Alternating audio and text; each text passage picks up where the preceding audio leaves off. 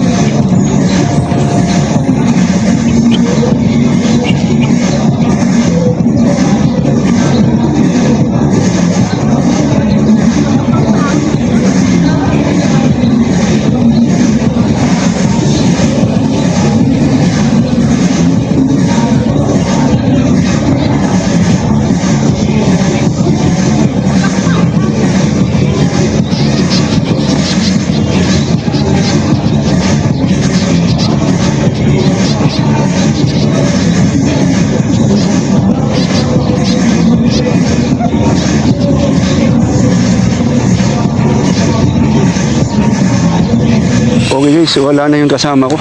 Iniwan ako. Bali, papalik na lang ako sa sasakyan namin. Kasi iniwan na ako eh. Yun lang yung pakita ko sa inyo guys ha. Yung na sobrang dami dito sa paligid. Ayan guys, ayan. Hanggang kwento alas 9 alas 10. Dami nag-exercise guys. Ano, may mga tumakdap mong pinagpipilitan lang yung sarili. May mga batak naman. Yung mga runner to eh. Mga mahabaan ng takbo. Ayan. Yan silang kuwan. Ayan na. Okay guys. Okay na ako guys. Uwi na ako. Ilang ikot tayo? 1,200 na ikot. Kayo, 500. Inform ko nga pala sa inyo. Magkano yung parkingan sa loob? 170. 170. So maraming pumarka dito kasi libre to rito.